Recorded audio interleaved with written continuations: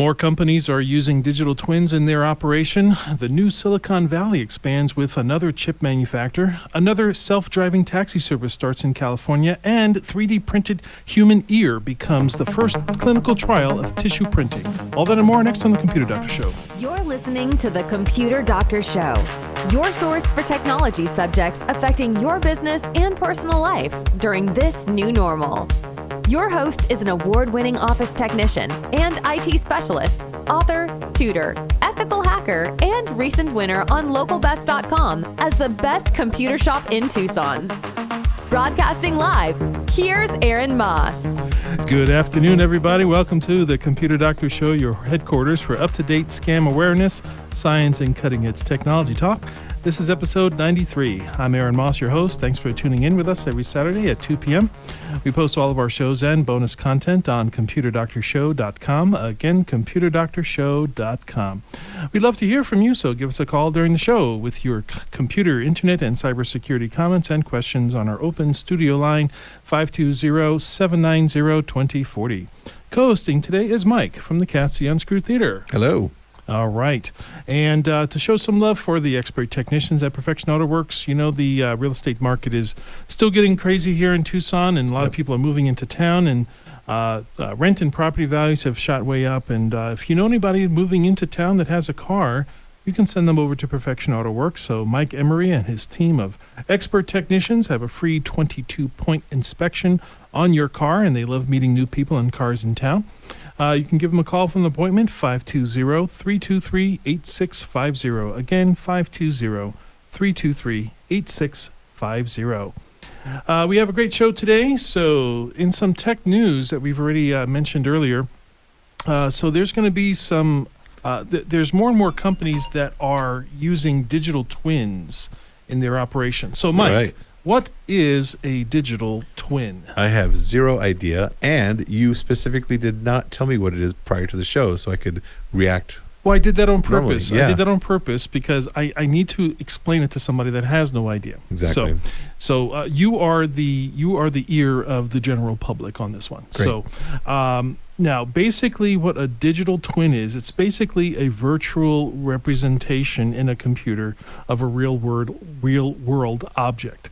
So you've probably seen examples of this maybe in movies or in commercials where you see a virtual object on a screen and they're able to manipulate it, they're able to bang it, they're able to throw it up in the air, and it will behave the way it would in a real world. So if we take, for example, a bouncing ball. What do balls do? They bounce, right? Right. But how high? What's their bounciness?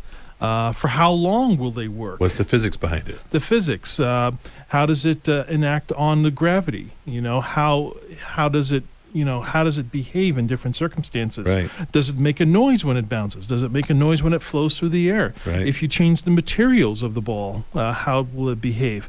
Will it progressively bounce better or worse over time? And even how does it behave in heat? Right. And other elements and environments. Yeah, pressure situations, right? Yeah. So in order to make something better, sometimes developers have to have, it's easier and faster and more less expensive to make a virtual representation of that on the computer, right, and then run their tests on the virtualization than in person. Sure. Okay.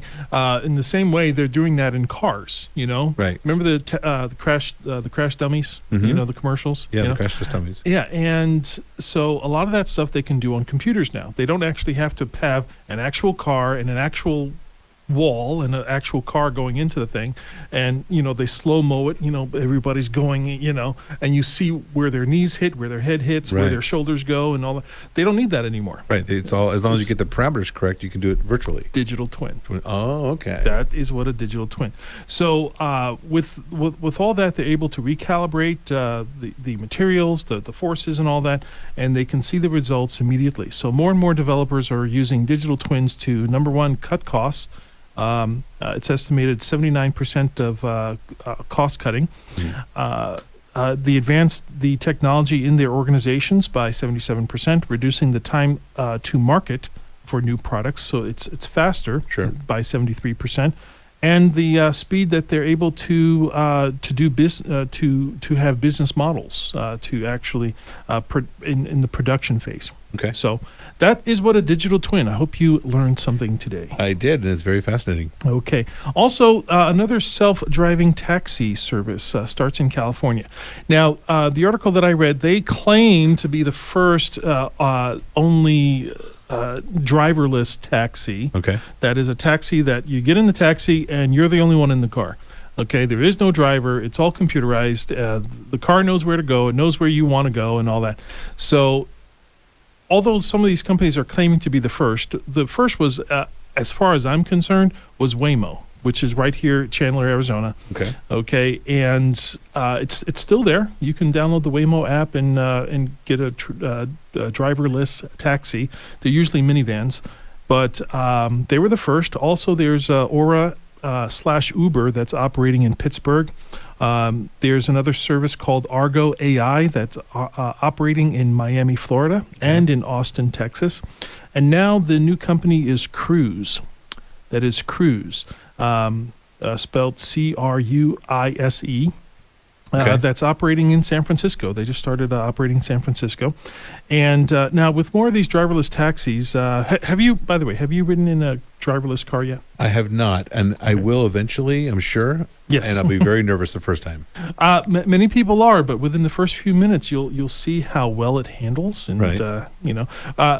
I've spoken to some people that have. I have not yet, but they felt fairly safe. Good. The car signaled and turned correctly. It Behaved normally. It behaved normally and safely, like a safe driver would. Okay. So we have to experience it for ourselves to make our own. And also, do you want to know why banks love driving self-driving cars? Why banks do? Why banks? I would imagine lower liability, but I don't know for sure. There's a liability factor, but if you have a self-driving car, if you buy a self-driving car like a Tesla or something, and you don't pay your bill, the car in the middle of the night will turn itself on and drive itself back to the dealership. Yes. There's no recovery. Zero recovery. That because makes they'll just perfect push a sense. button and the car will come back to it. So You have to lock up your Tesla. just be aware, Yeah. you people wanting Teslas out there. Okay, here is a 3D printed human ear transplant that becomes the first clinical trial of the tissue prosthetic printing space, if This you was will. fascinating to me. Yeah.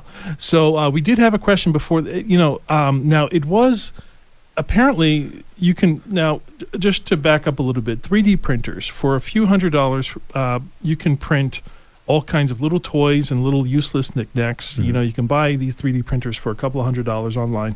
And 3D printing actually dates back to about 1986, but it has become increasingly popular as people find more useful applications, especially in the medical field. Yeah. So today, 3D printers have been printing machine parts.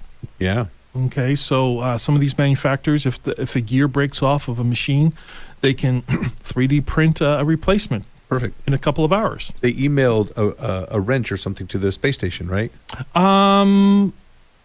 I'm almost positive. Oh I my read goodness. about that. Yeah, they emailed the specs to their 3D printer up in space when something broke. Okay, yeah. Yeah, Well, that makes sense. it does. And that makes perfect sense that Yeah. they can do that. And it allows, so obviously not everything can be printed. No. Okay. But there are some basic things that can be printed. But here we are, we're talking about an ear, a human ear. Now, what was this ear made of? It was made, get this, of the same cells of the patient. Right. They got some cells together and they cultured them. They were able to They can reproduce. make them reproduce, and they were able to put it in some sort of string or cartridge type material to get that to go into a 3D printer and print an ear out for this lady. Now, it was just for prosthetics and aesthetics. It wasn't a real functioning ear. It was Wasn't only meant to be used. It was to only hear the with. outer ear. Right. Because you have the outer ear, you have the middle ear, and you have the inner ear. So Right. this was only an outer ear. And they were able to implant it, and it looks fine. You can Google this, okay, and you can see the before and after effects. Now, this was just for aesthetics, though, so it's not functioning. But we did have a question about if there were blood vessels inside this thing. Right. So I think now none of the articles actually said if there are blood vessels in this thing. Mm-hmm. I would assume not, Right. because it's and I don't think it's going to grow. But if it's made out of cells, I'm wondering if the cells would need to have some sort of flow. Yeah. Of Something, right? Well, they would need something, I would imagine. I would imagine too, but I I don't don't know. I didn't read the article all the way through. If there's apparently. any doctors listening, please call in. Yeah, call in. Tell us about so that we can get the answer to that. But the way they were able to do that, a little bit more detail. They were able to get a 3D scan of their good ear, Right. and then they scanned that in, and then they were able to reverse the image, and using that as a basis, they were able to get the digital layout of the opposite ear. And they used these cultured living cells, and they were able to make this. So the reconstructive surgeon stated that the printed ear was not much different than other transplants. So it behaved very similar to other prosthetics. Mm-hmm. And the old prosthetics, that they would be using all types of plastics and other materials Sure. to make these prosthetics, and not just for ears, but nose and Noses. lips, facial, arms, fingers, Sure. toes, legs, all those body parts. And the only thing that is holding them back right now, I think, is the FDA is pending for safety. Right. So they're looking at the safety applications. How safe is this? Can it be scaled up for other stuff? Yeah. So maybe I can get that third arm I was That you're hoping wanting. for? Yeah, so I can get more stuff done. All right, we're going to take our commercial break with a word from our sponsors. Up next, science and tech history from this week, and the Arizona Silicon Valley expanding even more. This is the Computer Doctor Show. We'll be right back.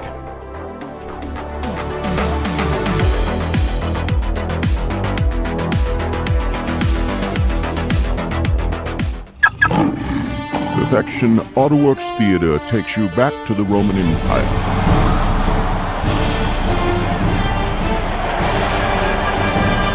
I, Caesar, and that which is the glory of Rome, welcomes its citizens to the opening day of the Colosseum. We dedicate this to you and the glory of Rome, which you are all part. Hey, your Colosseum sucks, and so does Rome. Seize him!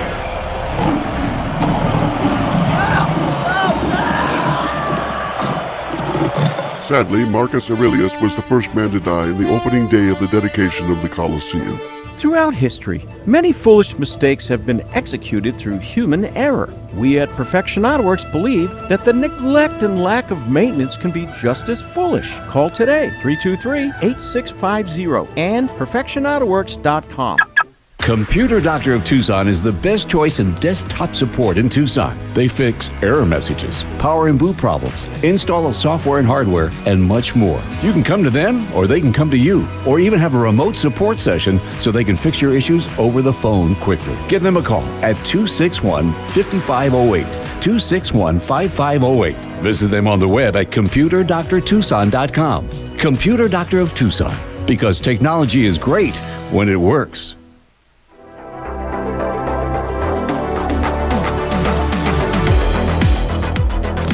Welcome back to the Computer Doctor Show, your source for scam awareness, science, and cutting-edge technology talk. I'm Aaron Moss, your host, along with Mike, co-hosting today from the Unscrewed Theater. Hello again. Before we get into our next segment, Mike, what can you tell us about the Unscrewed Theater? Unscrewed Theater. We are located at 4500 East Speedway Boulevard, Suite 39. You will not be able to miss our show, our sign outside.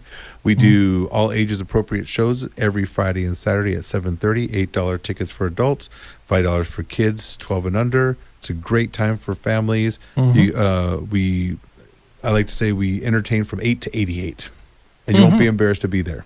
All right. Yeah. Super. And I've been there myself. It's a great show. I've been in the show. You've been in the show. You were one of our special guests. Do not YouTube Unscrewed Theater. with Aaron Moss. you might see me in there. I don't know. Okay.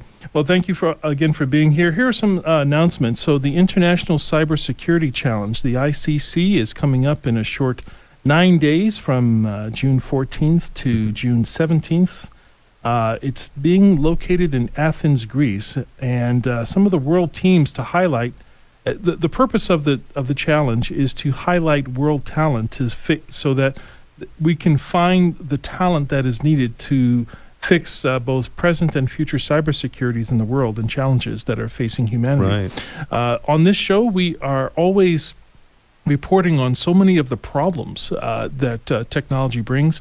A technology that is supposed to do something good, but it gets exploited by some other person or some other organization, and it gets all the exploits, and then they have to go and fix the exploits, and then they find other problems. Yeah. So there is a huge demand for people and talent that naturally have these abilities to navigate the cybersecurity world. And that's what we can expect from the International Cybersecurity Challenge this year. It is the first annual. So some of the countries that are going to be competing, there's 14 countries in South America. Of course, United States and Canada are competing as well. 21 countries in Europe, 11 countries in Africa, 8 countries in Asia. Sure. Noticeably absent from the list that I saw was China and Russia. Yeah. They're not in there. Weird. You would think that if you're having a hacking contest, you would have, China and Russia but they're not there. United States is there. There's some hackers here. There's some bad hackers in the United States, and the United States is in the competition. But China and Russia, for some reason, are not. For more information on the International Cybersecurity Challenge, you can go to their website, ecsc.eu. Again, ecsc.eu. Why don't we take a look at our science and tech history? We'll turn it over to Mike. Mike, what do you have here? We got two really cool things. June 1st, 1980, 42 years ago, CNN's first broadcast. After 4 years in development, CNN signed on the air with a news telecast anchored by the husband and wife team of Dave Walker and Lois Hart. Okay. And these news organizations, so obviously some of their competitors would be NBC, CBS, ABC, okay, and they all had different. They all came on around different times, and they seem to have overcome all of the difficulties that comes when owning a broadcast corporation. So that's good that they're still around. A lot of people have a lot of mixed feelings about them, but they've overcome, and they still have an audience. And it's unclear if they have a dropping audience, which is a little bit sad. So I hope they get their act together a little bit. Yeah. Well, the audiences, they come and they go, and there's more competition in the 24/7 news cycle now. So, and now with social media, now everybody is part of the media. Exactly. You can, if you think of something interesting that is catchy and shareable, you can put it out there. You are the media now. Exactly. So it's hard to stay on top, especially in this climate. Yep. Okay, what else do we have? June 3rd, 1965, 57 years ago, first American to walk in space. Edward White becomes the first American to walk in space when he exits the Gemini 4 capsule. All right, 57 years ago. Yeah. And, all of these space, so we have to keep up on these space things because so many things have happened even this year in the space technology space. Yeah. Yes, and we have to keep track of some of these dates. Okay, so we just experienced the first privatized space mission, and so many things are happening with SpaceX and Blue Horizons, and so we have to kind of keep up with these things and keep listening to the Computer Doctor Show, and I'll keep you informed of when we have these histories and these anniversaries are coming up. Okay, here is another interesting thing that's happening right here in Arizona, and it's nice when we get to report on things that are happening locally in the state of Arizona. We have listeners from all over Arizona and the United States and all over the world, because this show is podcasted out on Tuesdays. And so when you think of the word Silicon Valley, what do most people think of? I think they think of Northern California and San Jose, San Francisco area, yeah, right? The Bay Area, right? Bay Area. So Phoenix, Arizona, right here in Arizona, is becoming the new Silicon Valley. So I'm going to start calling it the Arizona Silicon Valley. I like it. And major industries are coming here. Intel is coming here, NVIDIA. Microsoft is making a very large appearance here in manufacturing silicon products and semiconductor products as well. So there's another report of another company that is based out of Taiwan. They're a chip manufacturer called Taiwan Semiconductor, and they are building a $12 billion fabrication facility here in North Phoenix. Wow, great. And if you look at some of the pictures online, they have something like 32 cranes that are currently in operation, and they even have a very, very nice. When I saw the picture of this, it was just a proposed schematic of what the finished building is going to look like. It looks like the Apple campus. Okay. You know the Apple campus. Yeah, it's like a circle. the big circle, right? and it's like a grassy garden in the middle. Yeah. It kind of looks like that. Interesting. And so a lot of these companies they're competing. They're looking at what the other companies are doing, how they're building their facilities, and they're trying to up the game on their facilities. And they're trying to be like some of the coolest looking buildings almost, you know. Absolutely. So what is this going to be doing with the economy here in Arizona? So we've already started to feel the effects. Okay, we were already talking about the rising costs of living. The reason why the real estate market is just going absolutely insane. So many people are starting to move in to Tucson and to Arizona. And there's been a long time talk about Amtrak making passenger service back from Tucson to Phoenix. Oh, sure. So don't know if that's really going to happen. The tracks are still there, but they just have to repair some of the parts of the line and some of the stations.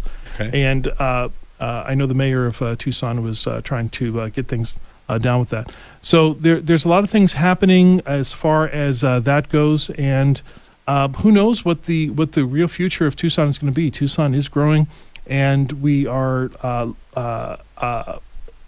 going to be seeing a huge influx of people that are engineers, people that are doing computer science.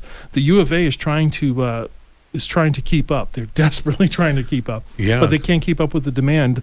So even with the people that are being trained and educated in the U of A, they're still trying to attract people from other states and other countries to move here to and trying Arizona. to prevent the so-called brain drain, right? Where they get educated here, then they move off to bigger markets. Well, they have to do that. That's all part of keeping them here. Right. Like once they're here, you have to give them reason to stay. Yeah. So the salaries are going to be going way up, and hopefully they'll stay.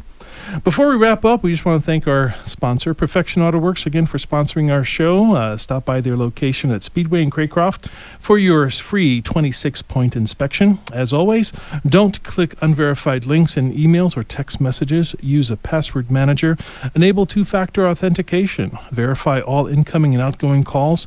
Back up your system to the cloud. Listen to the Computer Doctor Show live on Saturdays and post it as podcasts on Tuesdays.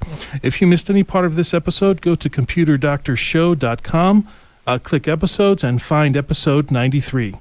My name is Aaron Moss, your host and technology expert. Mike was co-hosting today from the Unscrewed Theater. Tom Fairbanks is at the control board. Stay safe, enjoy the rest of your weekend, and we'll talk to you again next week.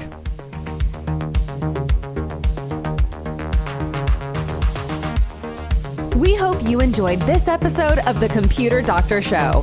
If you missed any part of this live broadcast, we post all our episodes online at computerdoctorshow.com. Remember, the world is getting more and more tech, and so should you. To stay current with technology, listen to The Computer Doctor Show each week for local and global tech insights. If you have suggestions for a topic on a future show, send us an email at info@computerdoctorshow.com.